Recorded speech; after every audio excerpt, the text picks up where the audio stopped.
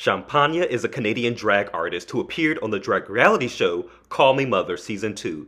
Champagna is also an actor, writer, and the creator of Womb Envy, which was selected by the Black Alphabet Film Festival. We chatted about Womb Envy.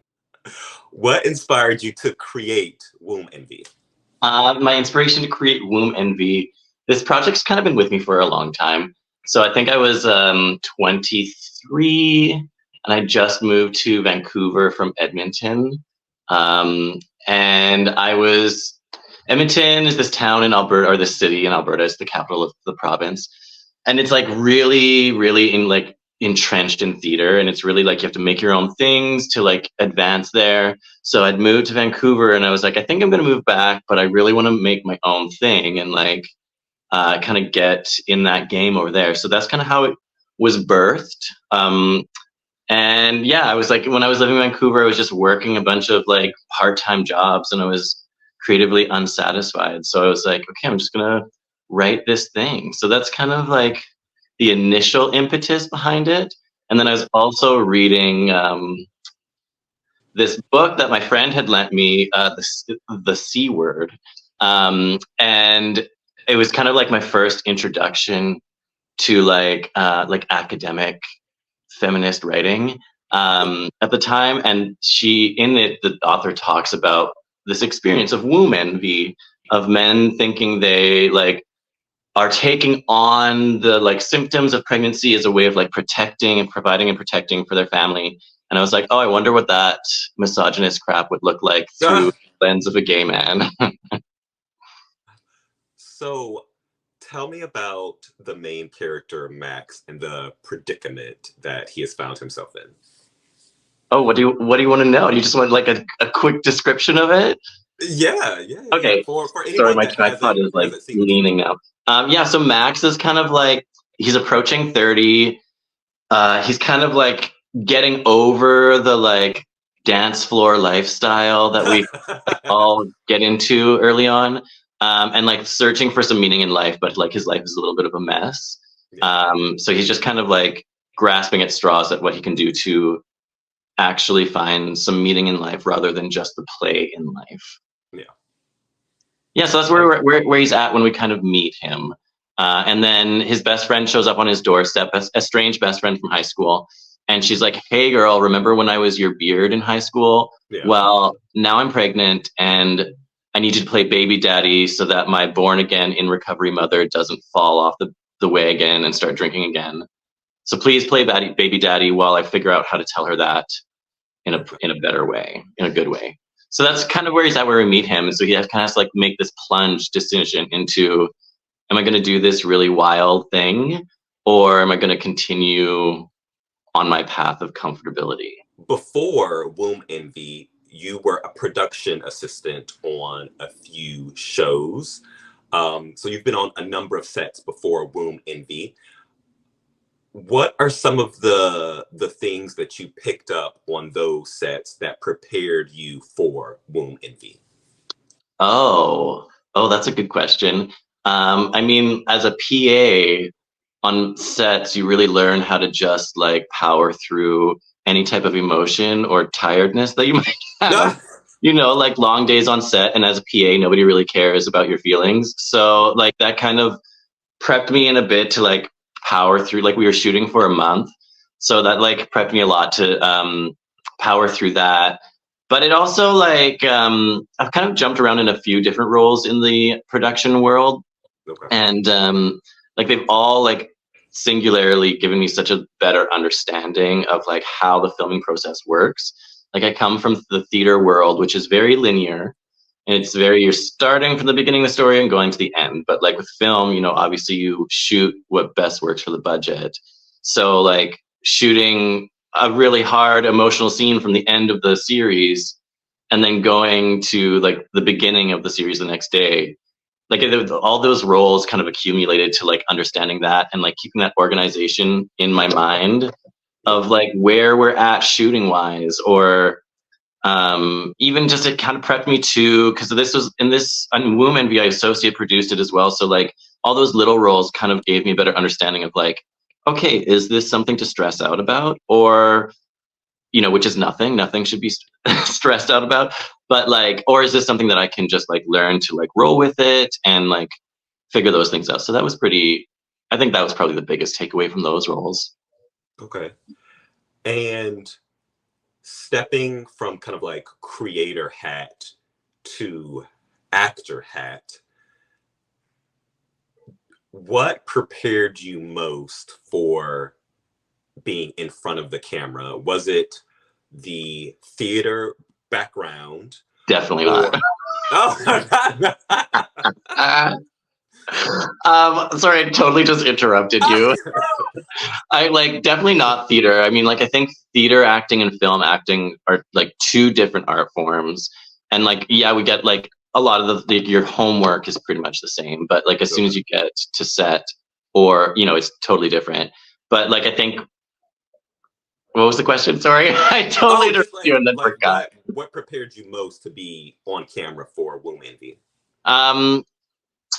Probably like I've had like a little bit of a slow climb out of theater into film.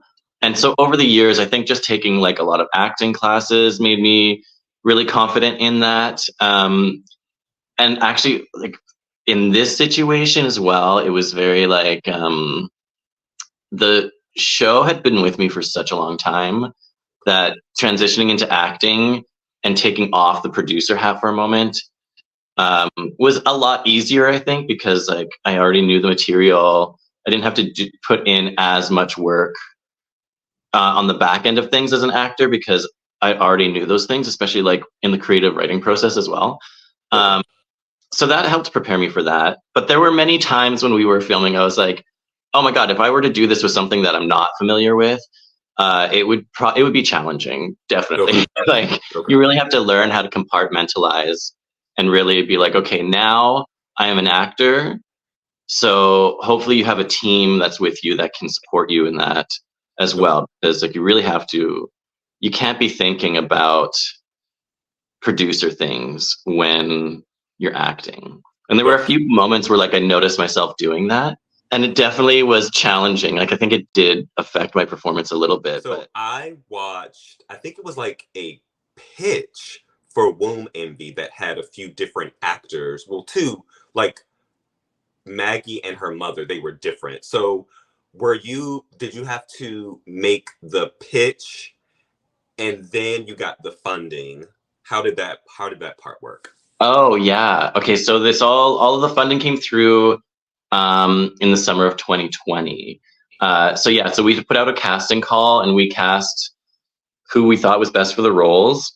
Mm-hmm. And that was so we cast that to make a proof of concept and kind of like a little mini trailer to then get more funding. Because I'm still kind of like foggy in these areas of funding. But I think that the process was like OutTV had given us, okay, we'll give you like a letter of intent. They were like, we'll give you this kind of money. Here's some funding, but a lot of it is contingent on then you getting other funding. Which then is contingent on other funding. It's all this kind of like weird like loop around. So for the specific situation, yeah, we cast to make this like proof of concept trailer, which was then we were going to use to get. We were like pitching like 3 more funders, I think, at the time. So that's what that was used for. And it was interesting because like then going into the casting process for the show, once everything was good to go, seeing who was available and who was not available. And then, obviously people's schedules are different a year and a half after you've shot like a trailer. Yeah. And then also like, it was my first time like dealing with, not dealing with, but like being involved with the casting process. And then also with like network executives, because you're like, oh my God, this person's amazing. And then you're like, oh, but the opinions are different. Now I have to kind of manage how we move forward after that. Okay. Yeah, that was interesting. Okay. Since you brought up OutTV, I am curious. This happened before you were cast on Call Me Mother. It did, yeah. What were your 2 different experiences working with OutTV with Call Me Mother versus Womb Envy? Oh, I think like in the capacity of Call Me Mother, like I was there for a very short amount of time. And also, like as a contestant, you're really removed from any type of like production. You know, like it Okay. was also the Yeah. pandemic. So when we arrived, we got quarantined for 4 days from like we didn't know who was on the show. So when you arrived, we got quarantined for 4 days. And then even when the episode started filming, we were still pretty disconnected. Like they really keep you at a very long arm's length from Yeah. any information that might settle your mind or like they really like trying to keep you on edge in those types of reality shows, right? Yeah. So it was a lot different with Woman because I then actually had a direct line with the head of the network. And then we also went through a huge writing process after we made our trailer because one of the networks that came on was AMI and they required us to do another pass of the script to use IDV, which is integrated described video, which is different from a described video track because you're kind of try we were the first scripted TV show to like try this new technology of Okay. writing it into the script so that people with visual disabilities can still understand what's going on Uh-huh. without having the added described video track on top of everything. Okay. So that was really cool because then we got to go on video calls with the heads of the network, which was way different than doing Call Me Mother. It was just me, myself, and I on that one. Ah! So you are a drag artist Totally. and you also host a brunch. Oh my god, yeah, totally. So what if someone were to go to Canada and they show up in your city, what can they expect from you as a drag artist? Okay, well, if you come to one of my shows, like my brunch specifically, I've really fallen in love with that brunch. Actually, I started it just before I went and did Call Me Mother. But Okay. at that brunch, you can expect a lot of entertainment Yeah. and, you know, really funny jokes. But my favorite thing about my brunch is like kind of my ending monologue where I just kind of like talk with the audience, see where everybody's at, and we exchange a lot of love, and Okay. we get ourselves out of like fear and lack and into abundance and love. Okay. And so you can expect to leave one of my shows ready for your week ahead and Oh, with a hopefully a renewed perspective or a different perspective on life that's a bit more light and happy and is helping you throughout your week. okay. I Yeah, I love think that. that's where my drag has really like gravitated towards these days is like helping people navigate the world these days. You know, Okay. even if that means forgetting about it for 2 hours. Okay. All right. So putting on all of your hats as TV show creator, actor, and drag artist, for all of those roles, what's the best advice that someone else in one of those roles has given you to help you advance in your career? Oh my God. Okay, so a few things. I think you have to I think you have to have a strong skin. I feel like I was told this a lot in theater school, but it Yeah. actually like now that I'm approaching my 40s, I'm like, oh yeah, you really do have to a thick skin and know that confidence in yourself because I think like this industry all of the entertainment industries so Mhm. much can work against you before you even get into a room to say audition, like you could be 1 inch shorter than the lead and still be an amazing talent and they're like, well, we just don't want to buy another Apple box, Yeah. something silly like that. Yeah. So like you really do have to have a sense that like you're doing the thing, you're doing it correctly. There is no like prescribed entry or direction in this industry. Okay. Um, I would give that advice. Like really knowing yourself is probably the biggest one because that's ultimately like you can really like gaslight yourself easily. Okay. So you really have to be like, no, I know what I'm doing. I am talented. I have X amount of years of training, yada, yada, yada. I've got this. And just keep moving keep going that like forward moving action. Yeah. That's, I think, continuously moving forward Okay. is a big piece of advice I can give anybody. and yeah, just networking as Okay. well. Networking is a big word for some people. It is for me sometimes. Ah! But like, you know, like Charlie, who's the head of Border to Border Entertainment, I met him years ago when he came to do the first season of Drag Heels. They were making a documentary of this class that I was taking.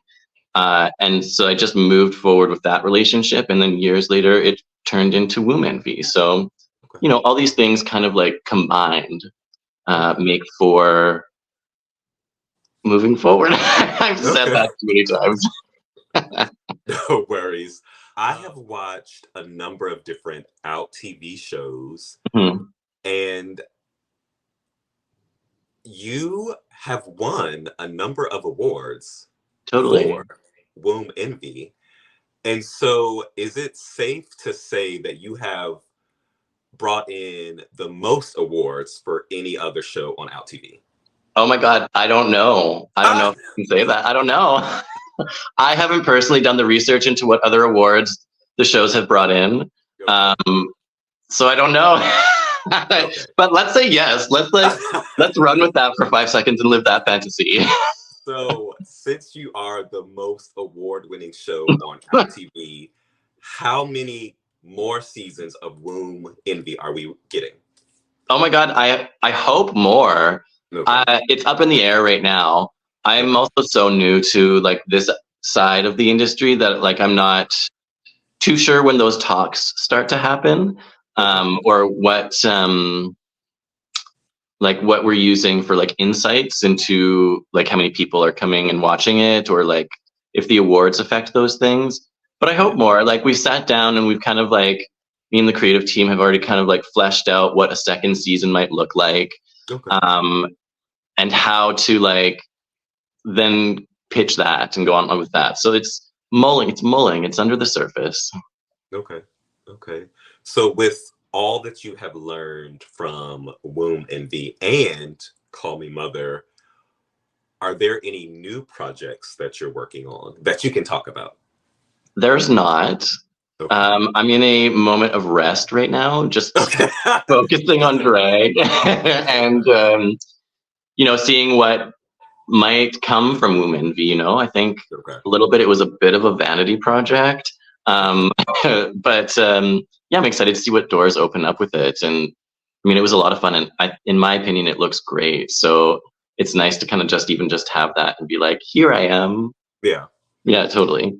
No, I love it because I mean, like, as a creative person, we all deserve rest because oftentimes we're grinding and we're trying to Totally. make enough money for rent. Yeah. And, Very that. and just being a drag artist, and I know in the States, like our drag artists receive tips. In Yeah. Canada, do you receive tips? We do, totally. I was Okay, actually thinking about this yesterday, like the comparison to like the States and here, like because I think we had somebody from the States yesterday at my drag brunch and they tipped with American currency. And I was like, oh, in Canada the bidding starts at 5, Ah! but you can give me this one. It's okay. Yeah. But yeah, there's definitely the tip culture is definitely here. Okay. And Alright, cool. I would be remiss if I didn't say always tip your local performers. Okay. You know, because then that's how you foster more of a star system. There's not much of a star system in Canada, but that's how you build people up to eventually get on the bigger shows that will hopefully create career longevity. I have one final question for Okay. you. So, for anyone who watches this who wants to create a TV show and they've never pitched something, what's what advice would you give to them? Oh, yeah. Okay, so you've got to obviously create the thing first, or at least get a really, really good outline. Okay. And then from there, you can either try to pitch to a like very specific production company. Okay. You have to do. I guess the first thing is to do your research. So like if we're taking my example, so I kind of was like, okay, well this could be on OutTV. It could be. I've also pitched to the CBC a long time ago. So knowing that like the eventual platform that I want to be on, do your research about like what kind of production companies that platform is already has a rapport with, has already worked with a few times, because that trust is already there with those production companies. Okay. So then you can pitch to them because also the lines of communication to a production company are a lot more open than they are to like a head of a network, you know? Yeah. So do that. I think that's kind of like your first step. Okay. And really, like, most other information can be found on YouTube. And like, I went back to college when I was 30, specifically for video production, because I was kind of like at a point in my acting career where I was like, oh, people aren't really hiring me. Oh, I think I have to do this thing myself to get the career that I actually want. And so, like, I had been watching YouTube, you know, how to film, be a film producer, all this jazz for a long time. But for some reason, I was like, oh no, I need schooling. I need schooling. Okay. Schooling is useless because all of the information is out there. Yeah. And I think the only thing that school actually gave me was like maybe that like comfort blanket of having a place to fail and it not really like being of consequence. But when I was there, like I did a year-long program and I was like, oh, I know all of this. I just didn't. You just need to find the confidence to apply it. So that's like probably two biggest pieces of advice. Okay. All right. And so where can people find your drag bunch? Like picture your drag brunch. Oh yeah. Okay. So if you go to my website, lol, my Instagram, if you go to my Instagram, Champagna_Pappy, I'm always promoting it there. Or you can go to lula.ca/drag brunch if you're looking to come to it. It's every other Sunday. And it's like honestly a lot of fun. We have an actual, like, this venue is beautiful. We have an actual stage to perform on, which is crazy out here. Yeah, so it's a lot of fun. So you can check that out. The lula.ca website has us all over it as well. So those are my main, I guess, the biggest places you can find everything regarding Drag Brunch. Perfect. It has been an absolute honor Oh chatting my God, with this you. has been so much fun. Thank you so much. Have a lovely day. Yeah, thanks, Victor. You too.